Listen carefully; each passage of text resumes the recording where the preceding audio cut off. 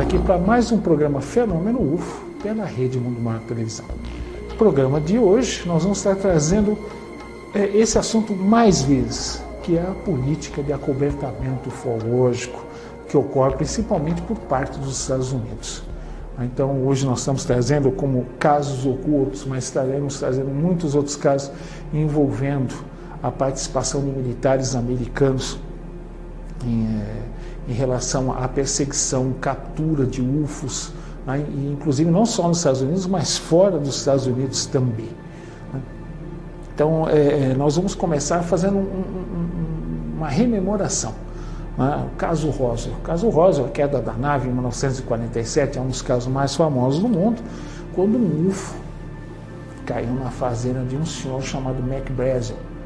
Ele acabou entrando em contato com o pessoal da Força Aérea Americana, com a emissora local, teve todo um desdobramento, inclusive o comandante da base mais próxima, né, que era o 505º Esquadrão de Bombardeiros, era naquele momento o único esquadrão que era dotado de armas nucleares. Foi esse esquadrão que jogou as 2 bombas sobre Hiroshima e Nagasaki no Japão, encerrando a Segunda Guerra Mundial. Mas o fato é que o coronel Chandler, comandante da base, falou abertamente para a imprensa que os Estados Unidos estavam de posse de um disco voador. Isso depois seria desmentido pelo general Ramey, se montou uma farsa para se dizer que o que havia caído na fazenda do Mac Brazel seria um balão de pesquisa atmosférica. Coisa que os militares jamais confundiriam com o UFO, já que eles lançavam esse tipo de balão todos os dias, eles estavam plenamente familiarizados com isso. Inclusive, né, o oficial da Força Aérea que esteve mais próximo do caso de S. Marcel, inclusive existe uma foto dele, né, segurando um pedaço de tecido metalizado de um balão de pesquisa meteorológica. Depois ele mesmo falou que não daria para confundir um balão de pesquisa meteorológica com um UFO. Mas o que aconteceu depois do caso Roswell? As autoridades americanas, principalmente militares e organismos secretos, foram pegos desprevenidos. E isso não mais iria ocorrer. Essa foi a decisão tomada, porque os Estados Unidos tinham interesse em capturar esses veículos e tentar duplicar essa tecnologia. Porque a nação que conseguia construir um veículo análogo aos discos voadores, praticamente amanhã estava dominando o planeta. Então os Estados Unidos tinham um interesse estratégico muito grande, queriam evitar uma publicidade maior em cima do assunto, o envolvimento deles com o fenômeno. Então ficou decidido que a política seria ocultar a realidade ufológica, desmenti-la, tentar explicá-la sempre que possível, né? Quando não fosse possível uma explicação lógica, a metodologia empregada seria desacreditar a testemunha, mesmo que fosse um militar ou uma pessoa de governo, um membro do governo americano. Essa pessoa deveria ser desacreditada. Em alguns casos, colocar hipóteses como alucinação, erro de interpretação, alcoolismo, ou simplesmente a pessoa ser taxada de mentirosa, a pessoa que vê um disco voador. Para a montagem dessa política de acobertamento, estiveram envolvidos psicólogos, sociólogos, especialistas nas mais várias áreas do conhecimento humano, para fazer esse trabalho tão bem sucedido que funciona até os dias de hoje. Então, por isso que na mídia, né, é difícil nós vermos o assunto tratado de modo sério, ou então ele é colocado de modo sério para logo em seguida vir um outro programa ridicularizando ou pondo em dúvida. Isso faz parte da política de acobertamento. Jogar pessoas com falsos casos que são provados com mentiras, ou colocar um erro que já é sabidamente um erro de interpretação. Tudo isso foi pensado, planejado por estrategistas norte-americanos e deveria ser adotado não só pelo governo americano, mas também como para as nações aliadas dos Estados Unidos. Provavelmente, a Rússia, na época, deve ter feito o mesmo com seus países aliados, porque há interesse dessas nações em se apropriar da tecnologia dos discos voadores. Para que a gente tenha uma ideia, nós vamos à imagem do general Curtis LeMay.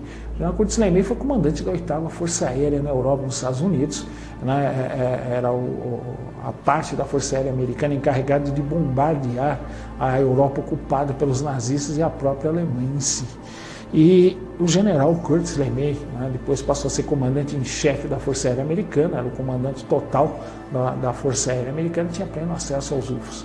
E um grande amigo dele, o senador Gary Goldwater, pediu a ele que ele gostaria de ver os documentos relativos aos UFOs, e o Curtis LeMay foi extremamente grosseiro, ofendeu ele pessoalmente e disse o seguinte: nunca mais toque nesse tipo de assunto, que ele também não iria mostrar. E encerrou o assunto por aí.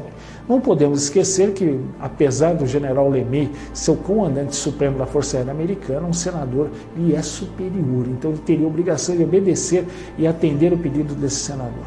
Daí nós vemos a força que o acobertamento ufológico tem, a ponto de um general mandar um senador literalmente calar a boca. Não? Para que a gente continue vendo isso, né, o coronel Wendell Stevens, que é a imagem seguinte, ele foi designado para comandar uma equipe de bombardeiros B-29 no Alasca, porque estava havendo muitos casos de avistamento de UFOs na região do Alasca, principalmente entrando e saindo do mar, pousando e decolando no gelo, coisa que uma aeronave nossa não poderia fazer. Ele designado, ele pediu equipamentos de filmagem, de fotografias de primeira linha. Os bombardeiros iam totalmente equipados com essas câmeras fotográficas e filmadoras melhores da sua época, isso já nos anos 50. E curiosamente, os UFOs iam fazer pose, eles voavam em paralelo com os bombardeiros equipados com câmeras, né?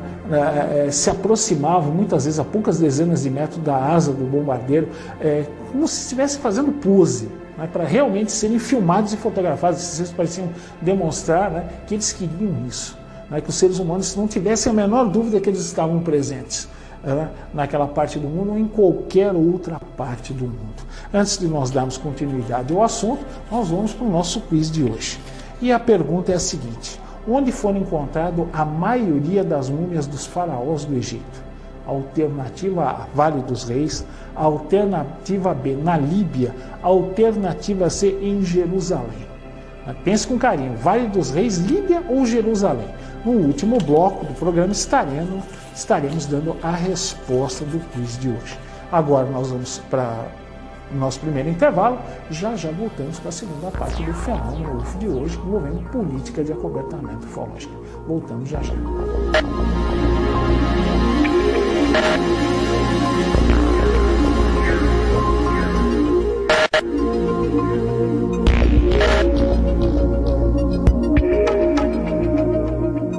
Estamos aqui para o segundo bloco do fenômeno UFO de hoje, e antes de continuarmos com a política de acobertamento ufológico, aqui os UFOs ocultos, nós vamos fazer aquele nosso convite. Clube Amigos da Boa Nova, conheça essa iniciativa que tanto nos tem auxiliado a melhorar cada vez mais a qualidade dos programas aqui, tanto da Rede Mundo Maior de Televisão como da Rede Boa Nova de Rádio. Graças a você, essa pequena mensalidade que você colabora aqui conosco, paga, ela é voltada para você. Como? Através da melhoria da qualidade dos programas de rádio e da televisão, aqui da Fundação Espírita André Luiz. Então conheça essa iniciativa. Em troca você vai ter descontos em eventos, brindes, eventos exclusivos, uma série de benefícios. Seja um parceiro nosso aqui, colabore aqui conosco, né? E vamos ver essas duas emissoras, a Rede Mundo Maior de Televisão e a Rede Boa Nova de Rádio, crescerem cada vez mais. Eu acho que é tão gostoso quando nós vemos algo que nós estamos participando crescer. Então fica feito o nosso convite aqui. E para maiores informações, só com elas, com as simpáticas moças do Clube Amigos da Boa Nova. 0800 12 18 38, e elas vão te atender com o maior carinho e vão lhe dar todas as informações. Conheça e feliz. Clube Amigos da Boa Nova.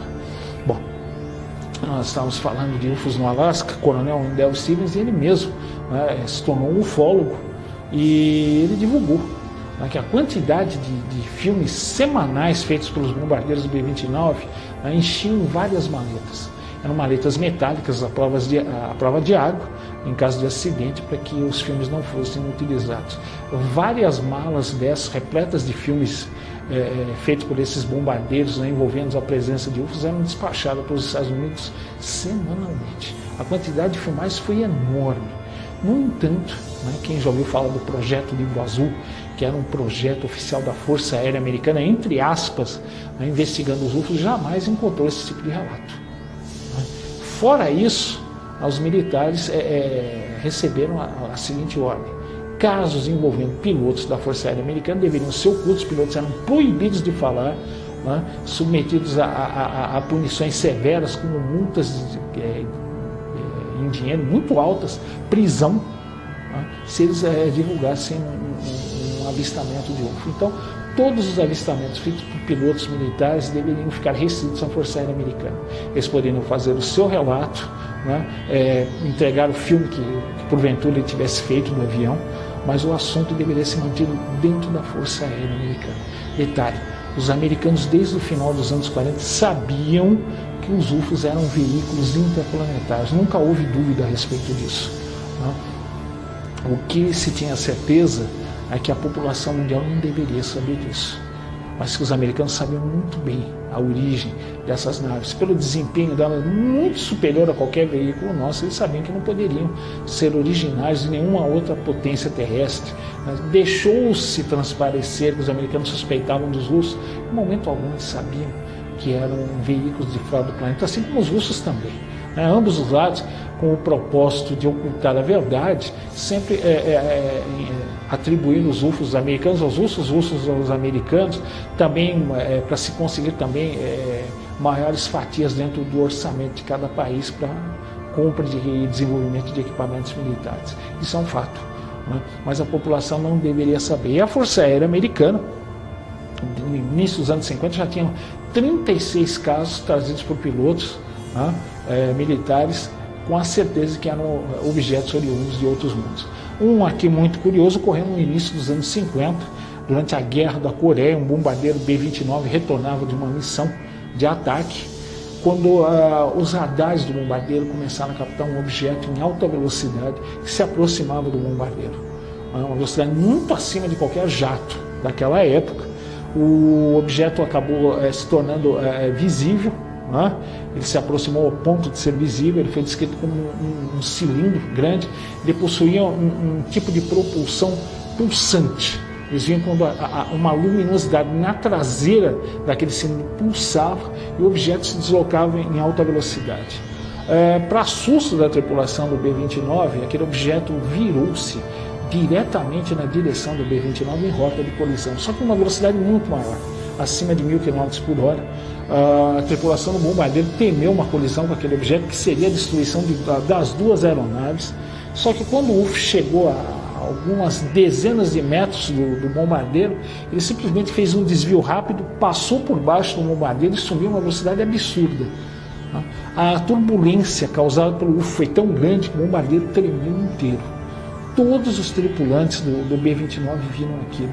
E outra, eram tripulantes veteranos da Segunda Guerra Mundial, portanto não havia ninguém inexperiente dentro daquele avião. E o relatório foi feito e entregue à Força Aérea, que o arquivou sob sigilo. Um outro caso também ocorrido, foi catalogado como sigiloso, ocorreu sobre a base aérea de McCord, nos Estados Unidos, também no final dos anos 50. Ali o radar começou a captar um objeto voador, né, não identificado, fazendo evoluções a uma velocidade impossível em cima da base. Imediatamente foram acionados caças F-94. O F-94 era uma versão do jato de treinamento T-33, ele voava a quase 1000 km por hora. Para a época era um avião extremamente moderno, extremamente avançado. Esses jatos tentaram interceptar aquele objeto voador não identificado. Eles chegaram a ter ele no visual, descrevendo ele como sendo um objeto discoide, né? Quando eles aceleraram os F-94 tentando a interceptação, o UFO acelerou a uma velocidade assustadora e desapareceu da vista em segundos. Um outro caso também que ocorreu em cima de uma base da Força Aérea Americana ocorreu no estado de Washington, sobre a base aérea de Larson. Ali também possui um aeroporto civil. Novamente o radar começou a detectar um objeto voador não identificado se aproximando da base a aproximadamente Mach 1.3, ou seja, mais de uma vez a velocidade do som. A velocidade do som é de 1.220 km por hora, Mach 1.3 daria mais ou menos 1.580 km por hora. Muito acima do que qualquer avião da época conseguiria atingir. E foi ordenada a tentativa de decolagem de caças F-84, que sequer conseguiram se aproximar devido à disparidade de velocidade. Um F-84 voava próximo a 1.000 km por hora, portanto quase 600 km por hora mais lento que aquele UFO. E o UFO acabou desaparecendo da vista e dos radares rapidamente. Agora nós vamos para o nosso segundo intervalo de hoje. Já voltamos com a resposta do quiz, a continuação dessa política de acobertamento e como você pode entrar em contato aqui conosco. Então nós voltamos já.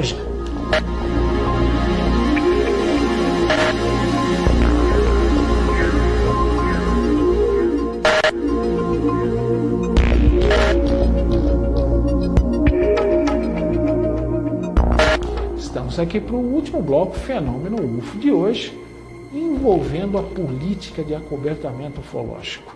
Mas antes de darmos continuidade, vamos à resposta do nosso quiz de hoje, né?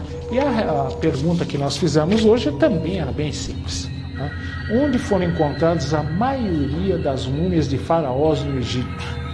A. Vale dos Reis. B. Líbia. C. Jerusalém. Alternativa correta: A. Vale dos Reis. Ali onde tem se encontrado a maioria dos tesouros arqueológicos dessa que eu reputo como uma das mais fantásticas civilizações que existiram no nosso planeta, a civilização egípcia. Ali foram encontradas diversas múmias, alguns tesouros enterrados. Foi uma pena, né? Porque após o enterro dos faraós, muitos saqueadores ficavam à espreita, e depois que a família e as tropas do faraó se afastavam da região, o túmulo era prontamente saqueado, né? Todos os tesouros eram levados, porque pela cultura egípcia, né, haveria uma ressurreição do faraó em uma outra realidade, e ele deveria acordar com todos os seus bens materiais com que ele estava acostumado. Então joias, alimentos, uma série de coisas eram enterradas junto com o faraó. E pasme, muitas vezes escravos eram enterrados vivos junto com o faraó, né, para que eles pudessem servi-lo, né, no outro plano, no outro nível de realidade. Ou seja, eles morriam, né, dentro de tumbas, junto com o seu faraó. Parece brincadeira isso, mas isso é um fato, né? Curiosamente também, né, um dos maiores tesouros encontrados com relação aos egípcios foi o tesouro de Tutankhamon. Foi praticamente achado intocado, né, praticamente tudo estava ali, né, joias, a máscara mortuária do faraó, um tesouro incalculável. É um dos poucos túmulos que não foram saqueados. Portanto, alternativa A, né, Vale dos Reis. Bom, continuando aqui o nosso caso, nós estamos falando da baseada de Larson, os F-84 tentaram, dentro de suas possibilidades, perseguir os UFOs, mas nem chegaram perto disso devido à disparidade de velocidade. Na mesma região, um caso seguinte envolveu um monomotor. Ele estava levando apenas o piloto a bordo, quando ele viu um objeto discoide se aproximando em alta velocidade em rota de colisão novamente.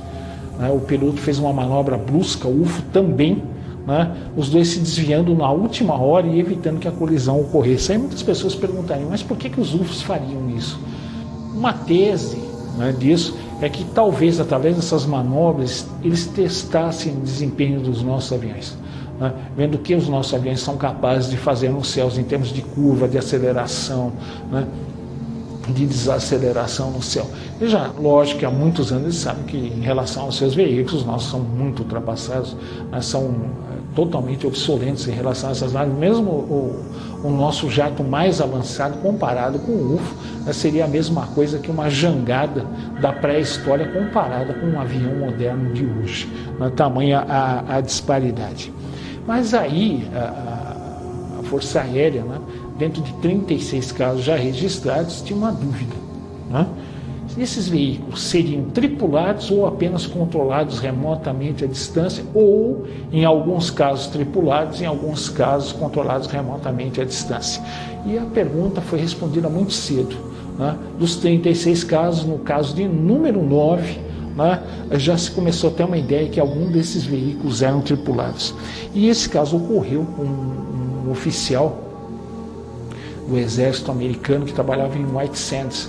White Sands é uma região fechada, onde são testados foguetes e mísseis pelo governo norte-americano.